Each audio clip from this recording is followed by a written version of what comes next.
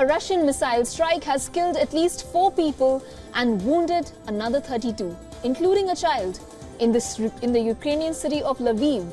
This is the biggest attack on the city's civilian infrastructure since Russia's invasion. Ukrainian President Volodymyr Zelensky posted a video which shows the roofs of buildings destroyed, windows smashed, and rescuers searching through the debris for survivors. He said that there will be a noticeable response. Emergency services said that they have rescued 7 people from the rubble so far and evacuated 64 others.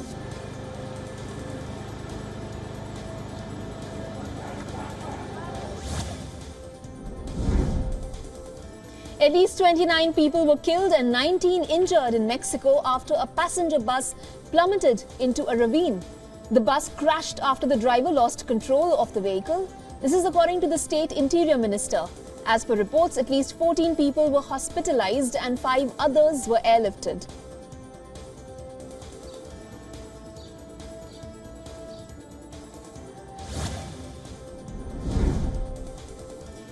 Belarusian President Alexander Lukashenko says Wagner chief Yevgeny Prigozhin is no longer in Belarus. Last month, Lukashenko brokered a deal to end an armed mutiny in Russia.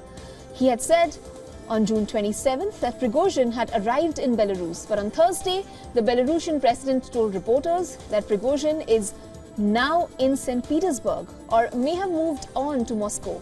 Lukashenko also said that the question of Wagner units relocating to Belarus had not been resolved and would depend on decisions made by Russia and by Wagner.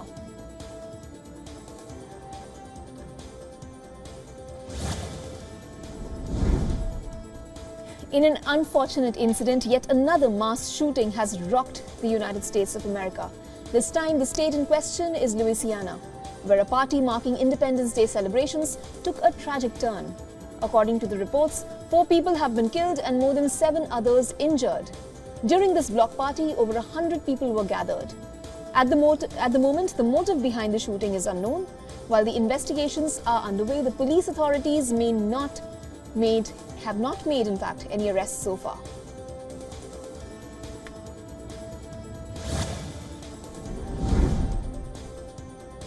Hong Kong's legislature has voted to overhaul district-level elections by drastically reducing directly elected seats. Critics say this removes some of the last vestiges of democratic freedoms. In the China-ruled city, under the amendment bill, only 88 seats would be directly elected by the public. This is down from 452 seats in the 2019 elections. Earlier, a 2020 China-imposed national security law led to the disbandment of several democratic political parties, including the Civic Party.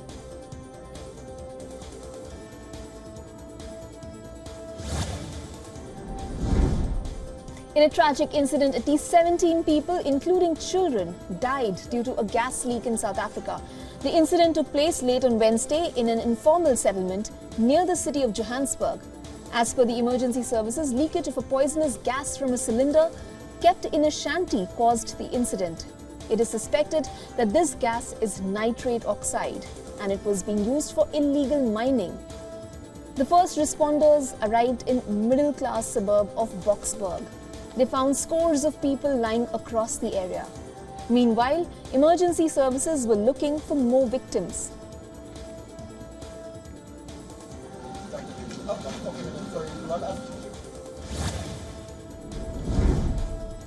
In Australia, a massive fire has broken out in Melbourne's South Bank.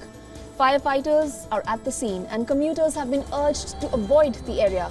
The blaze broke out at 2 factories in Melbourne's central business district, and 30 firefighters from Fire Rescue Victoria crews are attending. No one is believed to have been inside the buildings, but a community warning has been issued.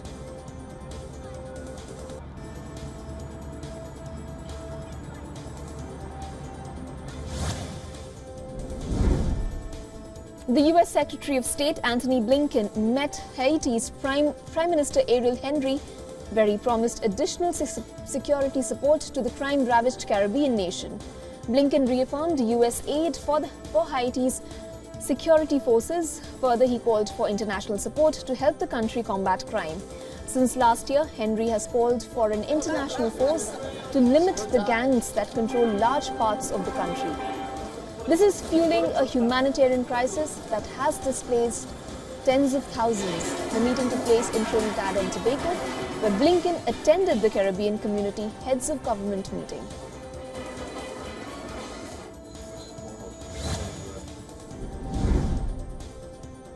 Meanwhile, US Treasury Secretary Janet Yellen arrived in Beijing on Thursday, kicking off a 3-day visit from the 6th to the 9th of July. This is the second high-profile visit by a top Washington official to China in just a couple of months. Her visit comes amid highly ruffled ties between the two super economies over heightened national security, technology, trade and diplomatic differences to escalated tensions in the Taiwan Strait and, of course, the Ukraine war. Yellen's visit is expected to rebuild bridges between America and Beijing. Last month, in a bid to boost the bilateral ties, the US Secretary of State Antony Blinken was in Beijing as well.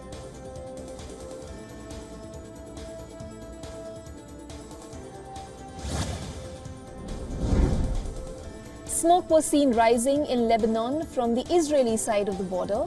This comes after 2 rockets were fired from southern Lebanon towards Israel, which prompted cross-border strikes by the Israeli military. The two countries are still technically at war, with the frequent eruption of violence between the two sides.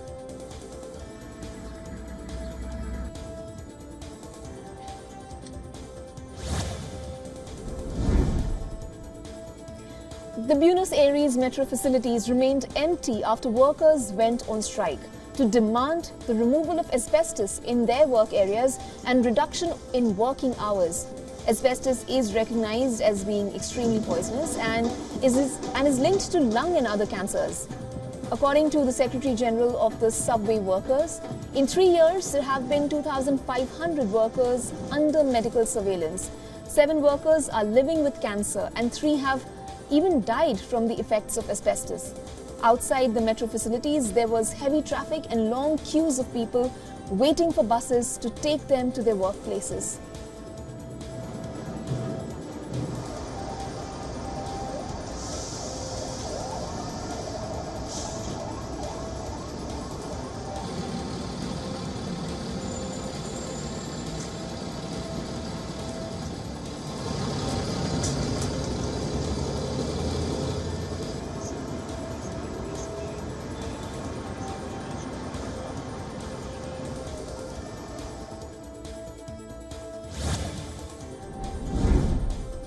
In the latest on Israel demonstrations, Tel Aviv's police commander said he is quitting the force.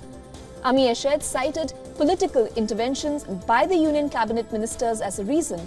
He said PM Benjamin Netanyahu's cabinet members want excessive force to be used against anti-government protesters. In a televised statement, he said, and I quote him, "I couldn't live up to the expectations of the ministerial echelon."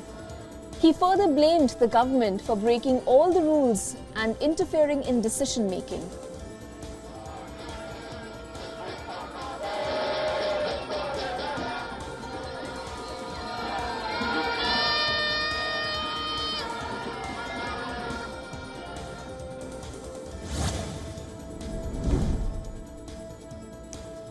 In some business news, the Global Manufacturing Purchasing Managers Index, or PMI, has hit a new low since June of 2020, indicating ongoing challenges for the global economic recovery. Now, what does the PMI do? Well, the PMI measures the activity level of purchasing managers in the manufacturing sector. A reading below 50 suggests contraction, and in June it stood at 47.8, down from 48.3 in May. Experts point to factors like inflation, geopolitical conflicts, financial market turmoil, and of course trade barriers as hurdles to global economic growth. However, there are some positive signs, including closer economic and trade cooperation within the Regional Comprehensive Economic Partnership, and the potential of expansion of the BRICS countries, of course.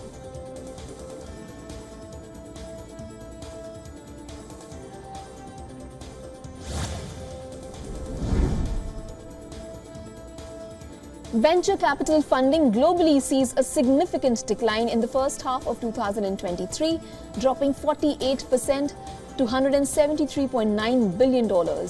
This figure is according to PitchBook. The decrease is attributed to investor caution and reduced demand amidst higher interest rates. Interestingly, the AI sector remains strong, with over $40 billion invested in AI startups in the past 6 months alone. And this, of course, is driven by the success of OpenAI's ChatGPT. However, regional disparities are evident, with Latin America experiencing an 86% decline. The US and Europe fell 65% and 69% respectively. Investors cite the current IPO drought and lack of exit opportunities as factors influencing their selectiveness. Now, despite the overall decline, a moderate pickup in demand is anticipated in the second half as more companies are seeking financing options.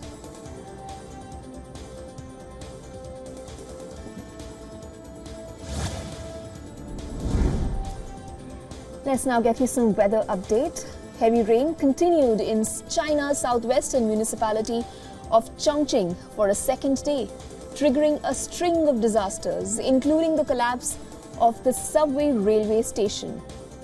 This has caused temporary delays as well as a landslide. Multiple geological disaster warnings were issued across different areas in the city. Steady downpours in Chongqing have led to the strongest stretch of rainfall since the rainy season began, fueling concerns that the rain-induced disasters will spread. Meanwhile, the country's north has been experiencing torrid heat for several weeks now.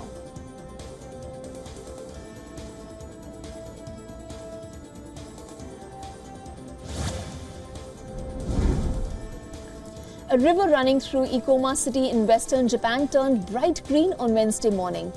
This concerned local residents as investigation into the incident were ongoing.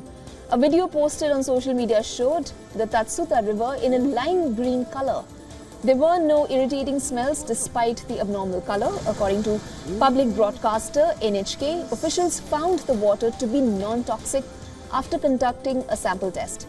The Ikoma City Hall asked farmers not to use the river's water for agricultural purposes until the water's safety can be confirmed.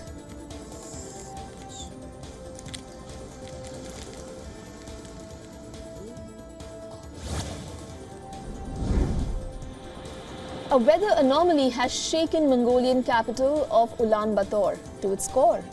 Torrential rains have transformed this traditionally dry city into a watery battleground. The rains have forced hundreds to flee their homes. As per media reports, electricity has also been cut in few buildings. As a precaution, as many roads are closed. The government declared high alert in Ulaanbaatar. As per Mongolia's weather agency, the rain is set to continue for another 2 days.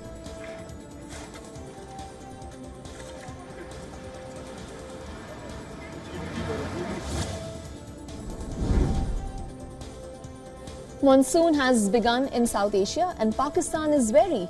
The incessant downpour has caused disruption in the city of Lahore. The disaster has claimed over 7 lives. Roads have been flooded. People could be seen walking in knee-deep water. Inflatable boats are out on streets as people try to escape the inundated areas. Rainfall of over 291 millimeter in just 10 hours broke a 30-year record. Areas including Muslim Town, Garden Town and Gulbarg are underwater due to overflowing of the Lahore Canal. The weather department says that heavy rainfall is expected to continue intermittently in Lahore.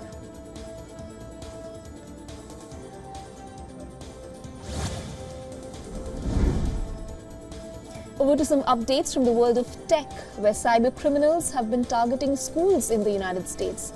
Well, they have been dumping the data online. The confidential stolen data describes sexual abuse, abusive parents, and reveals highly sensitive and intimate information about the students. There are stories of victims recalling the trauma of abuse. What's worse is that if the schools refuse to pay the ransom amount, the data is thrown openly on the internet. The situation is so out of control that administrators have not been able to inform the victims about the data leak.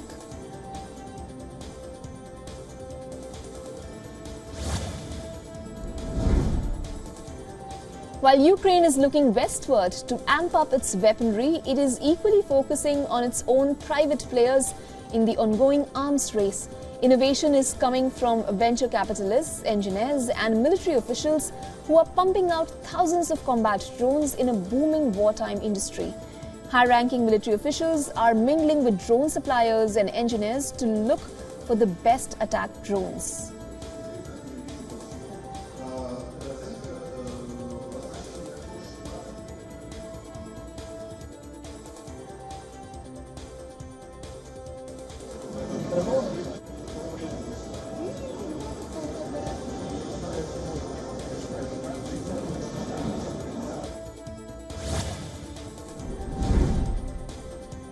California-based company Aleph Aeronautics is given a limited certification by the United States Federal Aviation Ministry to test fly its own flying car. The car, which looks just like any other traditional car, was allowed a vertical takeoff. Although the vehicle already has the capacity to fly, it will still take a long time to be used by the masses.